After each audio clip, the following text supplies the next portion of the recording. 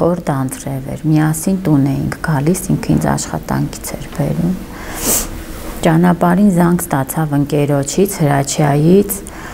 ասեց տուն եմ գնում, մամայի հետ եմ գործ ունեմ անելու մեքենայի վրա, չէր ուզում դուրս գար տանից, բայց դե ընկերը պնդեց, ասեց լավ մամ, դարպասները բացի, 15 րոպեից գալիս եմ, թող բաց մնան, գալիս եմ։ Այդ 15 րոպեն ճակատագրական դարձավ։ Կես ժամ հետո զանգ ստացանք մեծ որդուցս, որ հասեք հիվանդանոց, ինչ որ պարգևը կռվի մեջ է հայտնվել, ծանր է վիճակը։ Դե դրանից հետո հանգամանքներ սկսեցին պարզվել, որ հոր դանձրև էր, ընկերը խնդրելա կողքի փողոց գնալ, թե ուր գործով ու ճանապարհին այս վաղար շաբաթի ու Հռիփսիմե եկեղեցու խաչմերուկում մեծ ջրի կուտակում ա եղել, ջրափոսեր կան, այդտեղից ձախ թեքվելուց կողքի կանգնած մեքենային ջուր ա արել, որի պատուհանը բաց ա եղել, իբրև թրջվել են, վարորդը կինն էլ ա մեքենայի մեջ եղել, վարորդն եղել ա վաղար շաբաթում Էջմիածին քաղաքում շատ հայտնի Գոջու տղան, մեծ տղան ու իբրև թրջվել է, տեղեկությունն այնպիսին է, որ զանգել է մյուս երկու եղբայրներին, ասել ես ինչ մեքենան եկավ 7-րդ դպրոց, Պուլպուլակի մոտ, տեսեք ինչ եք անում։ Տեղեկությունն այդքանն է, որը ասել է Հրաչյան, ցավոք հաջորդ օրը Հրաչյան ոստիկանությունում, չգիտեմ, հերքում է, չի ասում ոչ մի բան, փաստերը թաքցնում է, ովքեր են եղել անուններ չի տալիս, բայց ամբողջ քաղաքը գիտեր, որ Գոջու տղաները կռվի մեջ են հայտնվել եւ կա տուժած Պարգև Հակոբյանը։ Պարգևը ծանր ա եղել։ Հիմա գիտենք, որ անգամ հիվանդանոցում մահ ա գրանցվել, կլինիկական մահ ա տարել, ու այդպես արհեստական շնչառությունով շտապ տեղափոխել են Գրիգոր Լուսավորիչ բժշկական կենտրոն։ 13 օր, 13 տանջալից օրեր կոմայի մեջ, բոլորս ամբողջ ազգուտակ ընկերություն աղոթք էինք անում Պարգևի համար, որ դուրս գար այդ վիճակից, բայց չկարողացավ։ Չեմ վստահում ոչ մեկին, ոստիկանությանը, քննիչներին, ասենք վստահեմ ինչ անեմ, 13 օր ոչինչ չեն արել, այսինքն արել են մի օգուտ մյուս կողմին։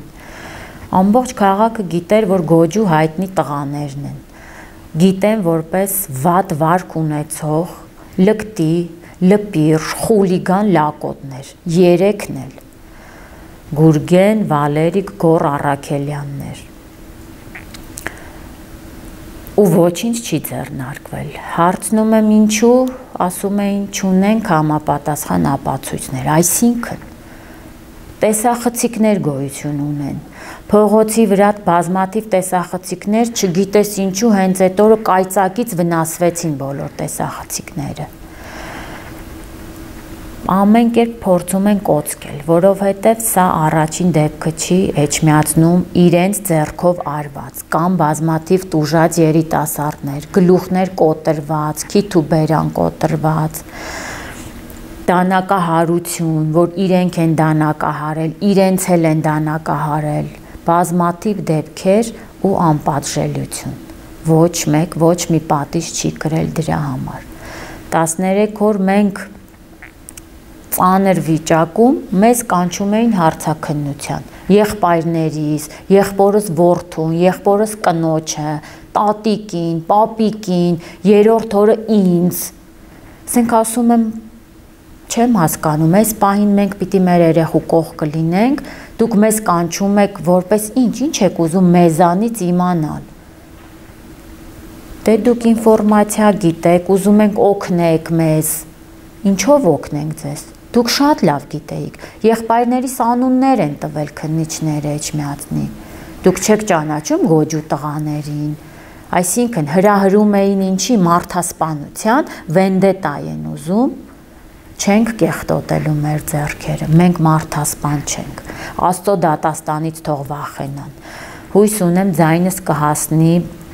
բոլոր մարմիններին, պարոն վարչապետին, դատախազությանը, թե ռազմական, զինվորական, բոլորին խնդրում եմ, որպես մայր, որը հայրենիքին տվել է 2 զինվոր, որոնք Ռուսաստանի Դաշնությունից եկել են իրենց պարտքը կատարեն հայրենիքի առաջ, պատերազմ են տեսել 2 որդիս էլ, ու այսօր խնդրում եմ, ուղղակի պահանջում եմ, արդար դատավարություն, արդարություն,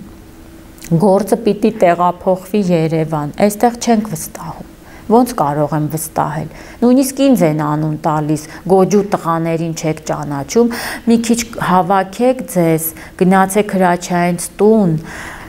փորձեք պարզել ինչ է տեղի ունեցել, քննիչին ասում եմ դուք ոնց եք պատկերացնում, այս պահին, որ ես պիտի հիմա հիվանդանոցում լինեմ, որդուս ժամը 12-ին ես պիտի տեղատնից կեր առնեմ հասցնեմ, որ զոնդով երեխուս կեր տան, դեղ պիտի հասցնեմ, որ Կարենան ճնշումը կարգավորեն, դուք ինձ ասում եք գնամ Հրաչյայինց տուն ձեր փոխարեն ինչ անեմ, բա դուք ինչի համար եք։ Ինչի համար պիտի գնայիք ասում եք։ Պարզեի։ Ներողություն եմ խնդրում, ուղղակի շարունակել։ Պարզեի ինչ-որ բան։ Իրենց փոխարեն, հետաքննություն վարեմ իրենց փոխարեն երևի։ Ու սենց նման շատ կասկածելի բաներ, որ իրենց ասում եմ ինչի, դա դուք գիտեք լավ, ինչի բերման չեք ենթարկում, վարորդ գոյություն ուներ, մեքենա եք ֆիքսել կամերաներով, 5 օր փախած էր վարորդը, 6-րդ օրը դատապաշտպանի հետ եկել հանձնվել էր, բայց իրենց ասելով շարունակում ա լռել անուններ չէր տալիս, նույնը Հրաչյանն ա լռում, չգիտեմ, Սկզբում ասել է, դե միգուցե վախեցրել են, որովհետև իրենցից ամբողջ քաղաքն է վախենում, ամբողջ երիտասարդությունը գոջու հանցագործ տղաներից վախենում է, հանցագործ տղաներից բառից բուն իմաստով։ Դեպքից հետո Հրաչյանի հետ հանդիպել եք, դուք կամ ընտանիքի անդամներից։ Մենք չէինք առաջին օրն եկել հիվանդանոց, այնտեղ ա տենց դրվագներ պատմել, բայց մեր խնդրանքներով, որ մի արի, որտև այդ պահին հասկացեք, մենք այդ ծանր վիճակի մեջ մենք չէինք կարող իրեն տեսնել։ Մեղադրում եք Հրաչյանին ինչ ոչ։ Գիտեք ինչու եմ մեղադրում, որ ինքը զանգեց կանչեց իմ որդուն, ու իր վրա ոչ մի հետք չկացեցի, ինչ մի թաթալոշ ես կերել փախել, դեպքի վայրից, չեմ կարող ասել ոչինչ, տենց ստույգ, բայց շշուկներ կա, որ ինքն ա եղել մեքենայի ղեկին, հնարավոր է ինքը լիներ նաև ղեկին, ով պիտի այդ ճշմարտությունն ասի, որդիս, որը չկա, Հրաչյան, որը լռում ա, ուրեմն թող արդար քննություն վարեն, հասկանան արդյոք ով ա եղել ղեկին, ինչի ա հենց պարգևը ստացել այդ մահացու հարվածները, միայն պարգևը, ասում է 4 հոգի են եղել, հետո չգիտի, չի հիշում ովքեր են եղել, ու ամեն օր տարբեր վարկածներ ասում։ Ինչի պիտի ունենք մեկ վկա այս պահին, ինքն է։ Ինչի եք թողել գնա հետ ծառայության։ Ինքը ծառայում է հայոց բանակում այս պահին Շամշադինի զորամասերից մեկում։ Գործը տայիկ ռազմական ոստիկանություն, թող պահեին այստեղ գոնե ապահով կլիներ, լկտիների ձեռքերը չեր հասնի այդ երեխուն, չէին ահաբեկի, չէին վախեցնի, գոնե ինչ-որ ճիշտ բան կասեր մեզ, անուններ կտար հստակ, որովհետև մեծ որդին է հրա հրողը, այս պահին փոքրը գնացել է հանձնվել է, անուններով չեմ տարբերում որը որն է, ընդամենը եռյակ են, գնացել է հանձնվել, այսինքն մեղքը վերցնի մենակ իր վրա, բա այն երկուսը, 2 եղբայրով եք գնացել, քննիչին հարցնում եմ, ասում եմ, չէ որ մեծ եղբայրն է հրահրել, ասում է ապացույց չունենք, ասում եմ այսինքն իրենք խանութում նստած ուղղակի վեր կացան որոշեցին գնան հասնեն 7-րդ դպրոցի խաչմերուկ ու Պարքև Հակոբյանին ծեծեն, ինչի համար, ինչ որ դրդապատճառ է չէ եղել, ով է դրդել, մեծ եղբայրը, Ինչու չեք ինչ-որ արդար լուծում տալիս, ինչու չեք կանչում քննության, ինչու չեք կանչում հարցեր տալիս պարզաբանեք։ Հիմա մեկը հանձնված է, ձերբակալված է փոքրը, Վալերիկը հետախուզման մեջ է, որը շատ վստահ եմ, որ արդեն երկրից դուրս են հանել մեր բարի ոստիկանները, շատ հնարավոր է, ճանապարհները շատ լավ գիտեն, որ կարելի է Հայաստան-Վրաստան սահմանը ինչ ճանապարհներով հատել։ Միգուցե մեծն են, ռոզիսկի տակ են, Ռուսաստանի Դաշնությունում ռոզիսկի տակ են, այստեղ գործեր կա միջնեկի վրա, հետախուզման մեջ է, բայց մարդիկ շարունակում էին ապրել քաղաքում, վայելել իրենց կյանքը ու կյանքից խլել այսպիսի անմեղ երեխեքի, ինչի համար, ինչ եք տվել դուք այս հայրենիքին, ինչ իրավունքով եք շնչելու այս օդը, իմ որդիների հետ, ինչի։ Ասենք հարցեր կա, որ արդար լուծում եմ ուզում, խոսքս ուզում եմ հասնի բոլորին, խնդրանքս, հորդորս, որպես մայր, որ ծնել եմ 2 որդի հայրենասեր, տվել եմ հայրենիքին, մեծ որդից 44 օրյա պատերազմում հրաշքով փրկված զինվորներից մեկն է, ծանր վիրավորում է ստացել ու հրաշքով փրկվել է, պարգևը նրան հաջորդել է, այդ ժամանակ Մոսկվայում էինք ապրում, պարգևին ունեինք պահելու տարբերակներ, ասեց դուք չեք կարող ինձ պահել, ես ոնց գնայեմ իմ եղբոր աչքերին, ընկերներ ենք կորցրել, մամ այդ պատերազմում, ես չեմ կարող, ու 21 թվականին եկել է Հայաստան գնացել ծառայության, ծառայել է Խնձորեսկում, այդ ժամանակ ասում էի Աստված իմ, Խնձորեսկն ինձ համար եւս մատաղից դարձրեցիր, որովհետեւ սահման էր էլի լարված դրություն, սեպտեմբերի 13-ին ինքն էլ է մասնակցել այդ 3 օրյա պատերազմին Իշխանասարի խնածախիտ, թեժ կետերում ա եղել, ու այդ տեղից էլ է հրաշքով փրկվել, մխիթարանք չեմ գտնում հոգուց, որ թուրքի գնդակից պրծած որդիս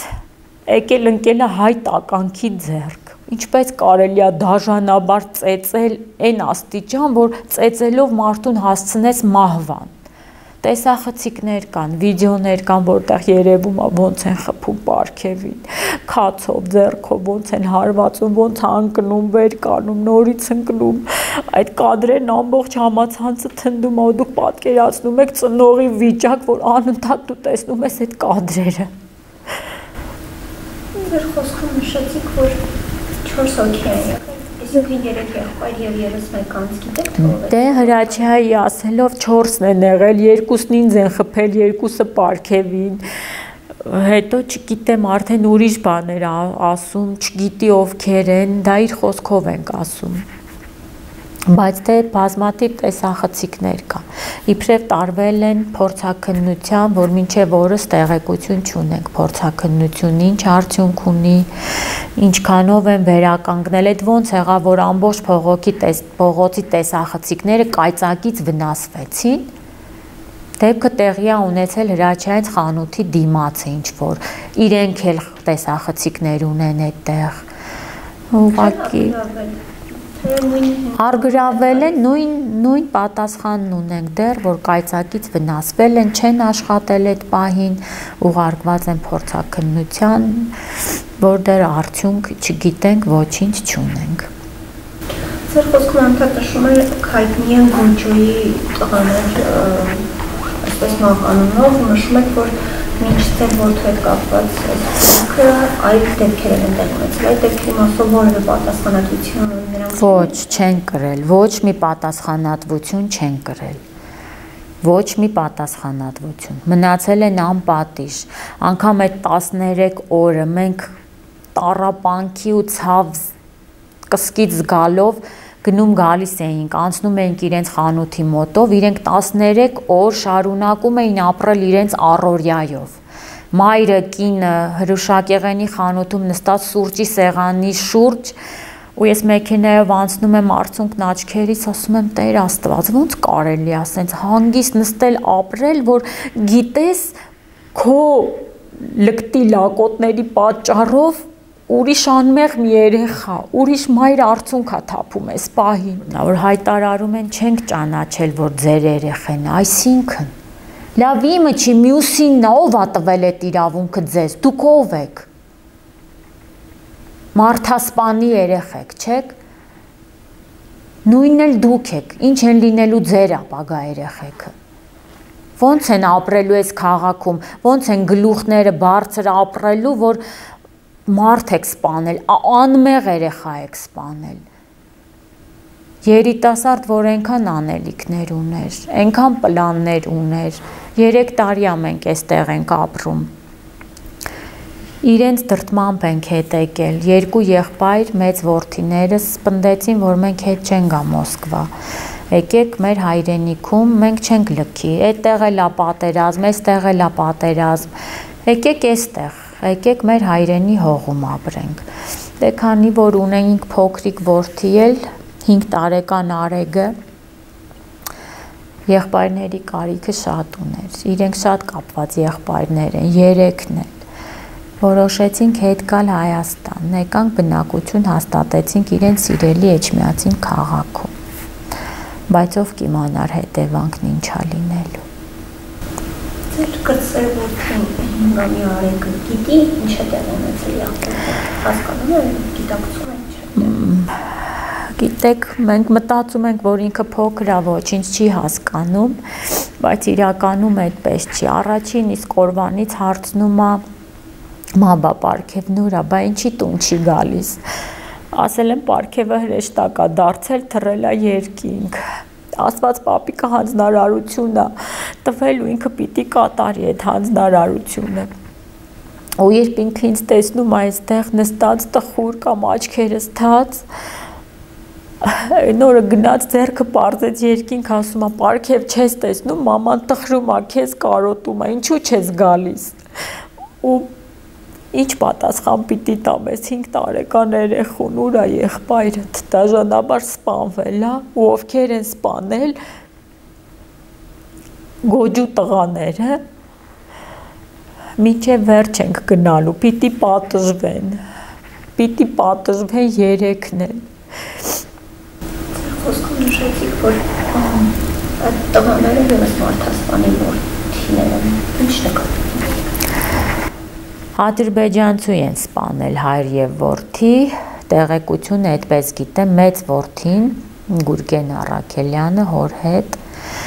իբրև փորձեցին հերոսացնել հորը, բայց չստացվեց, որովհետև շատ ուրիշ տեղեկությունների հայտ եկան, որ դա ուղղակի ոչ թե հերոսություն էր, հայրենասիրություն, այլ ոչ մի տեղ էլ ոչ մի լավ վարքով իրենք հայտնի չեն եղել, թե Ռուսաստանի Դաշնությունում, թե Հայաստանի Հանրապետությունում։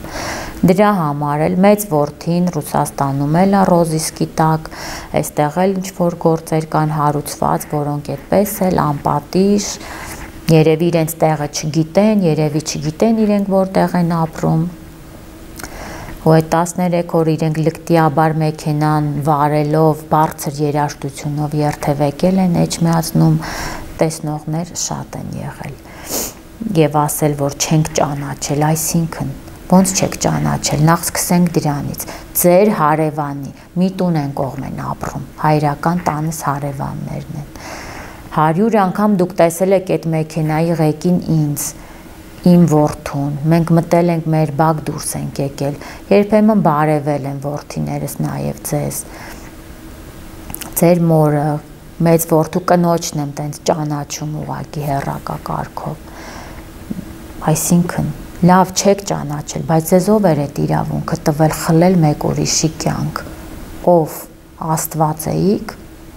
ով էր խլել, տենց դե ես էլ տենց առանձնապես շփում չունեմ, ուղղակի հեռակա կարգով գիտեի, որ մերոնց հարևաններն են այդքան։ Նշեցիք, որ ավագ եղբայրը զանգել ու ձեր որդու մեքենայի համարներն էին կարծես թե ասել ու ասել է հարցերը լուծեք, այսինքն դեպքը որտեղ տեղի է ունեցել, նկատի ունեմ ջուրը երբ որ լցվել է, իբրև թե լցվել, այսինքն ծեծը այդ տեղում է եղել։ Հա, ծեծը Իմ որդին Հրաչյայի հետ եկել է Հրաչյայենց տուն, իրենց տունը այդ հոկտեմբեր փողոցի վրա է 7-րդ դպրոցի հարևանությամբ, այդտեղ խանութ ունեն։ Մեքենան կանգնացրել են այդտեղ, դե այդ ժամանակ արդեն երկու եղբայր այդ ուղղությամբ հասել են, տեսել են մեքենան կանգնած։ Դե արդեն այդ կողքի տեղեկություններով, որ իջել հարցրել են ում մեքենան է, որդիս ասել է իմ։ Ու այդտեղից հարձակվել են ու սկսել դաժանաբար ծեծել որդուս։ Բայց շշուկներն ասում են, որ Հրաչյանն է եղել ղեկին։ Ձեր որդու ընկեր։ Որդու ընկեր, այո։ Իրենց ընտանիքից ծնողներից որևէ մեկը չի փորձել ձեզ հետ խոսել, կապի դուրս գալ կամ այցելել թեկուզ։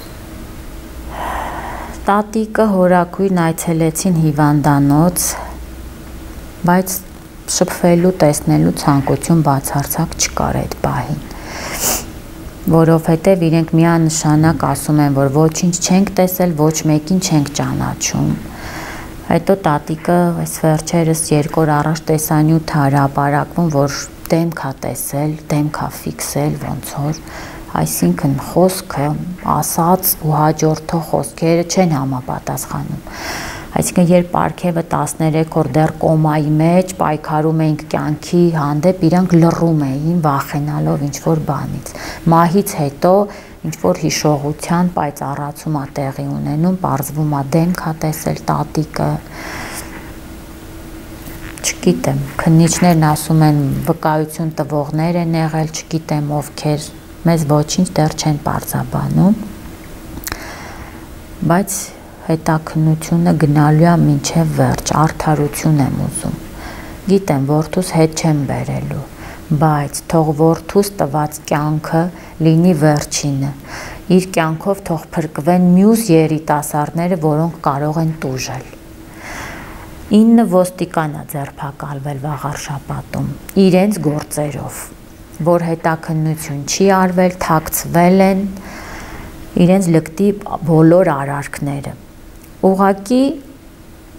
ցավալին է, որ եթե իմ որդու փոխարեն լիներ այդ 9 ոստիկաններից մեկի երեխան կամ մեկի քրոջ երեխան, իրենք հաստատ կգտնեին բոլոր ապացույցները 20 րոպեում կձերբակալեին գոջու ամբողջ ընտանիքին, որդիներին, մյուս մասնակիցներին, քանի հոգով են եղել, ովքեր են եղել, վստահ եմ ուղղակի։ Ինչու են գործում ոստիկանները զուտ վախի սիրելը, թե ինչ-որ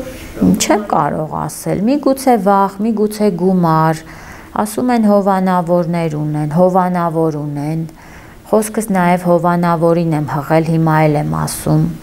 հարգելի քաղաքացի, հուսով եմ կլսես ինձ, Էջմիածնի քաղաքացի ես, ուրիշ երկրի քաղաքացի ես, եթե դեռ հարգանք ունես էջմիածնեցիների մեջ, մի կորցրու այդ հարգանքդ,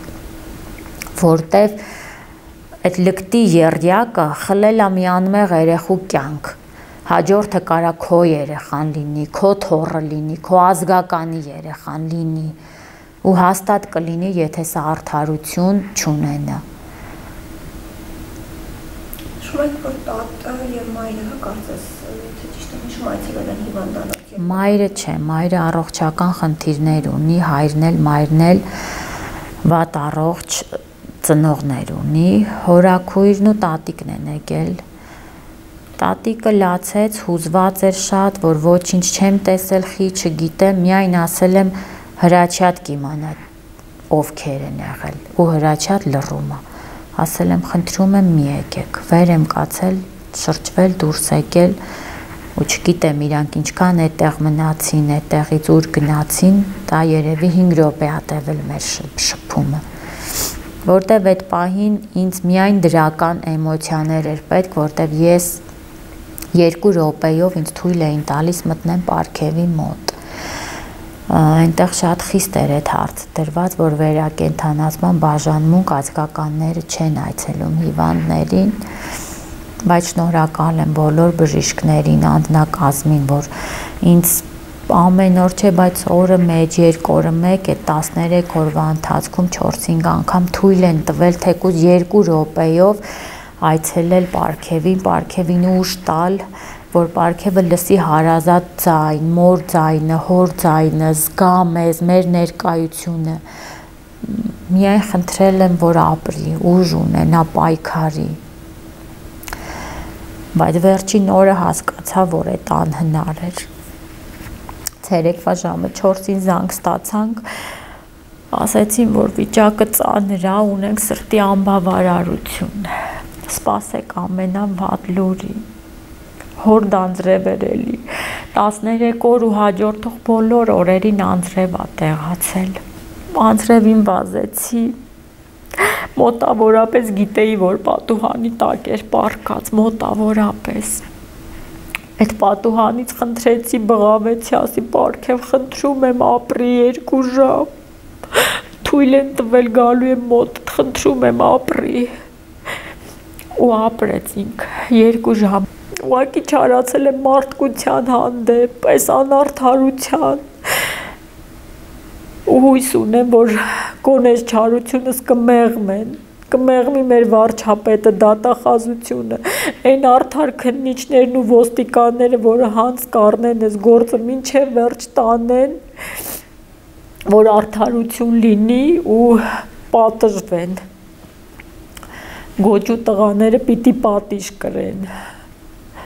պիտի պատժվեն, որ ուրիշ երիտասարդների կյանք չխլեն, իրենք իրավունք չունեն, ոչ մի իրավունք,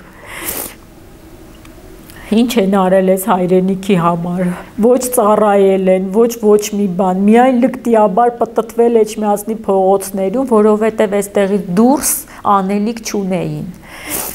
այստեղից դուրս անելիք չունեին, իրանց մենակ այստեղ կարային կոծկեին, իրենց այլանդակությունները, խուլիգանությունները,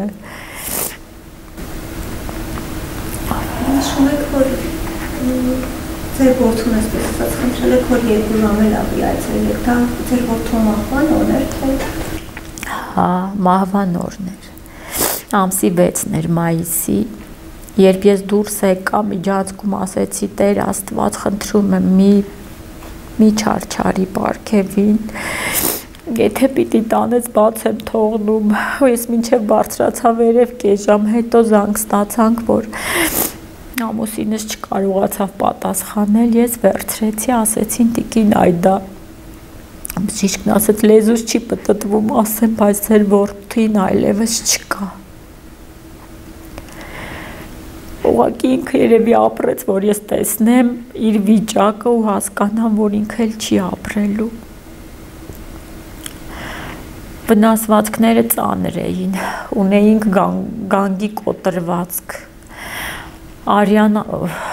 զեղումներ, ուղեղի այտուց, ուղեղն ամբողջովին վնասել էին այդ հարվածները։ Մի անգամ բժիշկն ասեց, եթե ուղեղի վրա, գլխի վրա մի փոքրիկ անց կանենք, ուղեղը կթափի մեր ձեռքերի մեջ, այդ ինձ համար պարզ էր, որ ելքը լավ չի լինելու, բայց էլի հույսներս չէինք կտրում։ Մինչև վերջին վարկյանը հույսով ապրել ենք։ Գլխավերևը սարքել էի սրբատեղ, այլ Սուրբ Հովհաննես էի բարձրացել ոտքով, այնտեղից մասունքներ բերել, բուժքույրերին խնդրել դնել կողքը, Շուրիշկանի ավետարանին կպած մայկա կար աղոթած, փաթաթել էին աղջիկները գլուխը պարգևի, ու շուրջ այդ սրբապատկերներն էին ու այդ ամեն ինչ ես հասկացա, որ ինքը չի կարող այլևս ապրել այս անարդար երկրում, այս աշխարհում, ինքը երևի երկնքում անելիք ուներ, ցավս խորն է շատ, որդի եմ կորցրել, բայց չեմ կոտրվելու, ոչ մի դեպքում չեմ կոտրվելու, ապրելու եմ, որ ինքն ապրի մեր մեջ, իր երազանքներն ենք կատարելու, Արեգը մեծանալու է հիշելով պարգևին, իր եղբոր, լավ հուշերով, ապրելու ենք, որ ինքն ապրի, իհարկե դժվար է լինելու, շատ ծանր է բոլորիս համար, իմ ամուսնուս, որդիներիս, բոլոր հարազատներիս համար, որովհետև ինքը շատ դրական լուսավոր երեխա էր, ոչ թե իմ որդին ա գովում եմ, այլ իրոք այդպիսին էր, բոլորը եկել էին հրաժեշտ տալու պարգևին, ամբողջ քաղաքը Էջմիածին, Երևան, շրջաններով, մարդիկ կա, որ հետո եկել էին մեր տուն, ասում են, գիտես 40 րոպե կանգնել ենք Շողակաթ եկեղեցու բակում էր, հոգեհանգիստն ու հենտեղից ենք ճանապարհել իրան, 40 րոպե կանգնել ենք, որ տեղ ազատվի, կարողանանք մտնել հրաժեշտ տալ պարգևին, այդքան մարդ էր եկել, ինչ եք կարծում, եթե լիներ խուլիգան, հանցագործ, կեղտոտ շշուկներ են տարածում, իբրև դանակ ա եղել պարգևի ձեռքը, հայհոյել ա սուտ խեղաթյուրված ինֆորմացիա է, բոլոր ճանաչողները պարգևին գիտեն, երբեք նրա բերանից ոչ մի վատ խոսք, ոչ մի կեղտոտ արարք, ոչ մի այդպիսի բան չի եղել, ուղղակի պիտի սուտ խոսեն մարդիկ, որպեսզի երևի իրանց մեղքը մի քիչ թեթևացնեն, արդարացնեն, բայց արդարացում չկա սրան, արդարացում չկա, մայիսի 9-ին տեղի ունեցավ իր թաղման արարողությունը,